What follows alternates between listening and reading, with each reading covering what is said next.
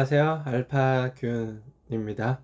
알파균의 경제 뉴스 시작할게요. 오늘은 가상화폐에 대해서 먼저 검색해 보겠습니다. 직판 앱 통해 디지털 자산 펀드 판매할 것이라고 하네요. 최근 미래 에셋 운용은 해외 자회사인 호라이즌이 비트코인에 투자하는 상장 지수 펀드 ETF를 출시하는 등 국내 운용사들의 디지털 자산 관련 상품으로의 발걸음이 빨라지고 있는 가운데 국내에서는 화나 운용이 단한 앞서고 있다. 매주 디지털 자산과 관련한 리포트를 내고 관련 웹세미나도 활발히 열고 있다.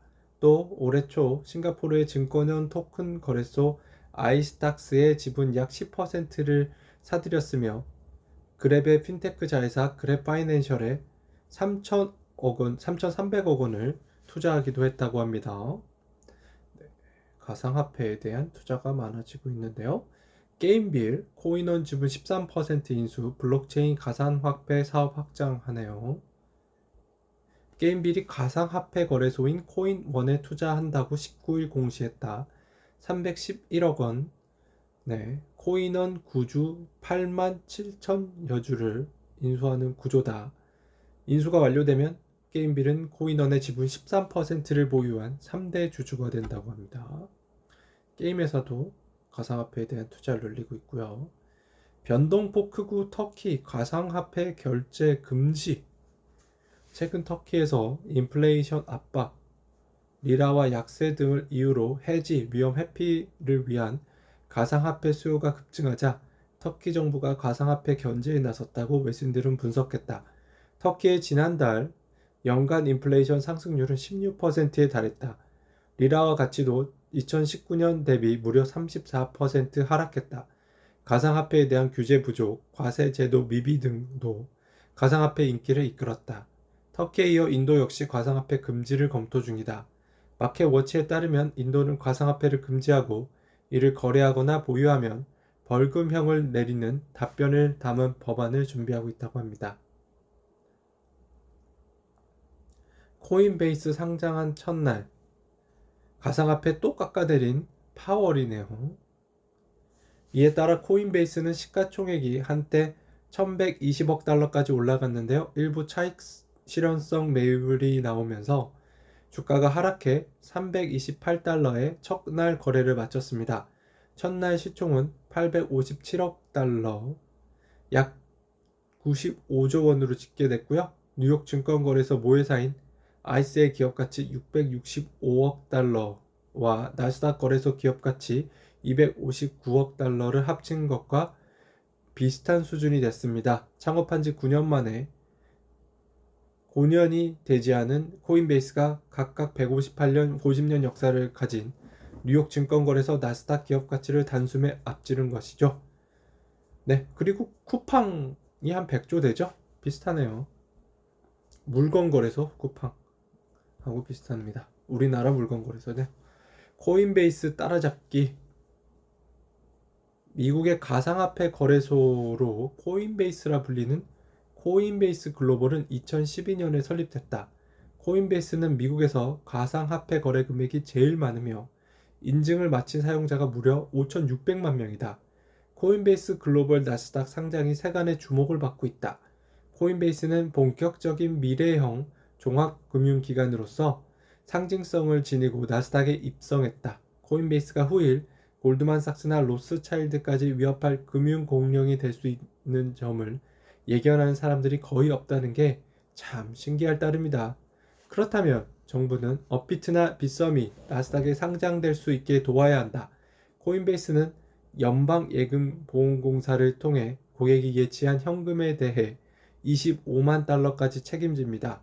다만 가상화폐는 현금이 아니라서 FDIC의 보호를 받지 못하는데요. 그렇다면 한국의 가상화폐 거래소도 예금보험공사의 보호를 받을 수 있어야 합니다. 코인베이스를 따라잡으며 한국이 디지털 월스트리트의 중심국가로 우뚝 섰으면 합니다. 비트코인 폭풍 질주, 국내 중소거래소는 한숨을 낸다고 합니다. 네, 왜 그럴까요? 관련된 표가 있는지 잠깐 보겠습니다. 네, 없네요. 세상에 없던 쌍방향 미디어 플랫폼 시동, 31개 기업과 협업. 네, 좀 오래된 기사이긴 한데요. 네, 여기까지만 보고, 우리나라 환경 미디어 그룹이라고 하는데, 우리나라는 이제 클레이튼이라고요. 카카오페이에서 많이 하고 있어요. 네, 가상화폐를 준비하고 있는데 카카오를 중심으로 많이 있거든요. 근데 뭐 언제 어디까지 발전될지 두고 봐야 될 것 같습니다. 네, 경영권 문제를 한번 볼게요. 30년 된 갈라파고스 규제로 신사업도 발목 잡나. 쿠팡에 관한 내용이에요. 공정위원회가 이제 총수를 지정할 수도 있다고 하는데 김 의장은요, 그 쿠팡의 뭐 총수라고 볼 수 있을지 모르겠지만 가장 큰 의결권을 행사할 수 있는데요. 이분이 미국인입니다. 그렇기 때문에 외국인을 지정한 사례는 없어요. 그래서 이제 고민 중이라고 하는데요. 하지만 김 의장을 동인으로 지정한다면 특혜론 이상의 심각한 형평성 문제를 낳는다. 공정위는 그간 외국인을 동인으로 지정하지 않았다. 이에 따라 사우디아라비아의 아람코가 최대 주주인 S-오일의 경우 한국 법인을 동인으로 지정했다.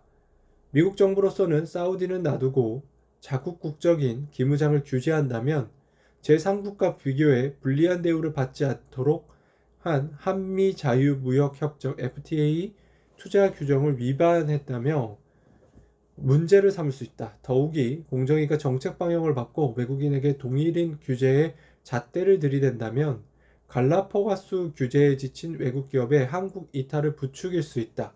동인으로 지정할 경우 6촌 이내 혈족까지 개인정보를 제공해야 하는데 쿠팡이 뉴욕 증시에 우리의 공적거래법보다 더 강한 규제를 받는 점을 감안하면 이중 규제가 될 수 있다고 합니다. 쿠팡도 재벌, 해묵은 대기업 집단 규제 전멸 손질해야 된다고 하네요. 더구나 한국은 수출로 먹고 사는 나라다. 간판 대기업들의 해외 매출 비중은 8, 90%에 이른다. 세계 시장에서 애플, 도요타 등 거대 경쟁자들과 매일 피 터지는 정쟁을 벌인다. 그런데도 국내에서 자산 5조 원만 되면 35개 법률에 의해 총 60건의 규제를 받는다. 자산 규모로 기업을 규제하는 유일한 나라가 한국이다. 툭하면 외국인을 국회로 불러 윽박지르고 온갖 압력을 넣기 일수다. 오죽했으면 기업이 스스로 성장을 기피하는 피터팬 증후군까지 나왔겠나.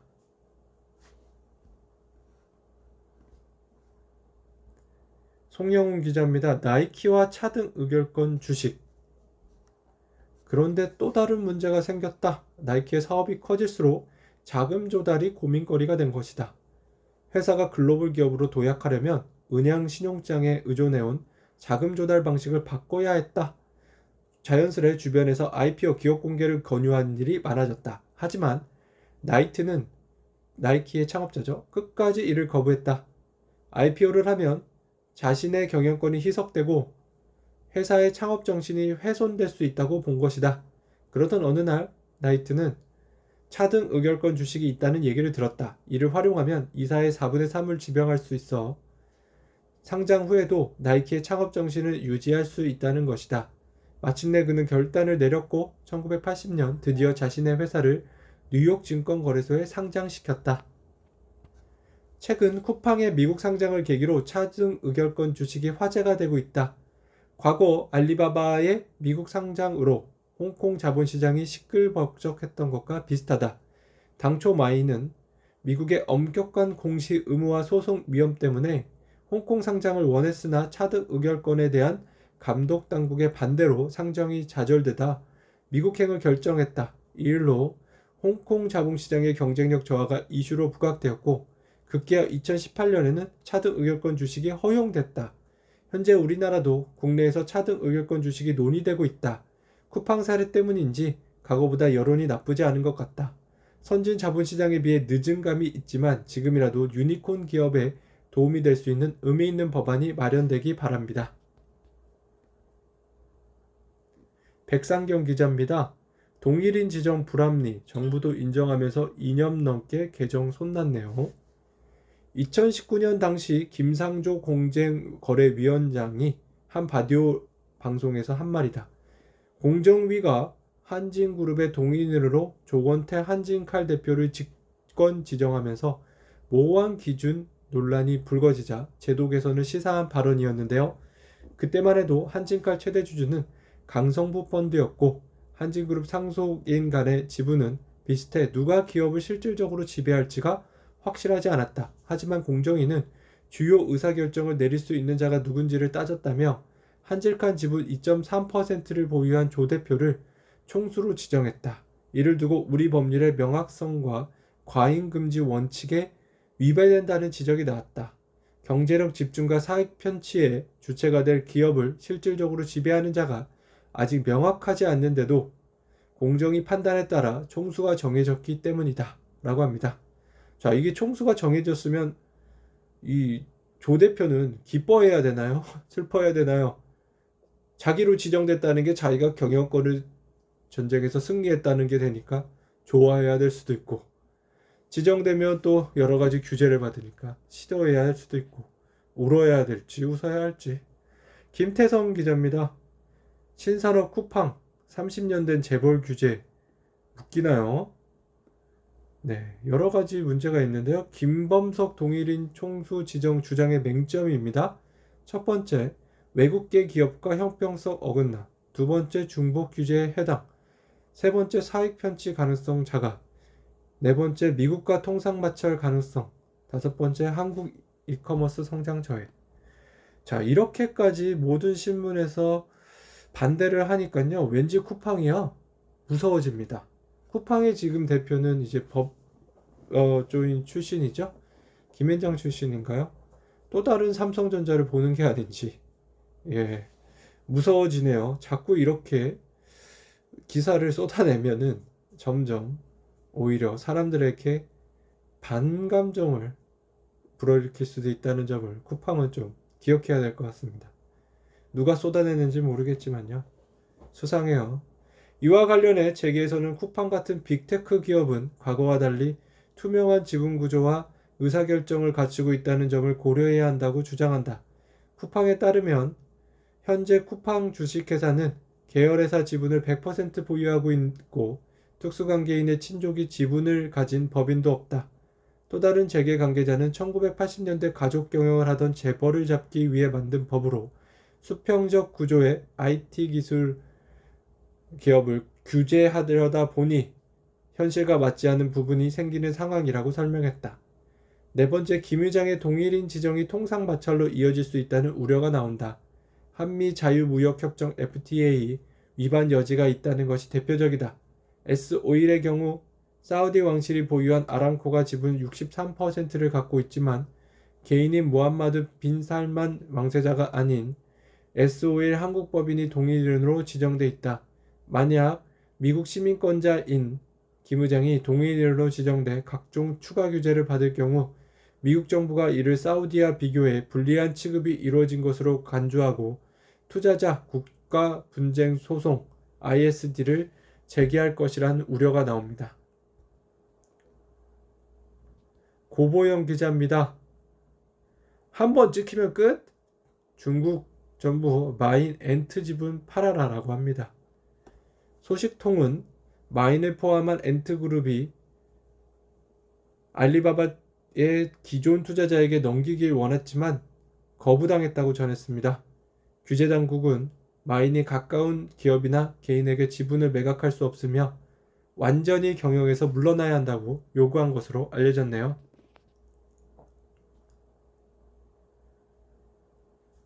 네, 여기까지 오늘 경제 기사의 달인 전해드렸고요. 즐거운 하루 되십시오. 감사합니다.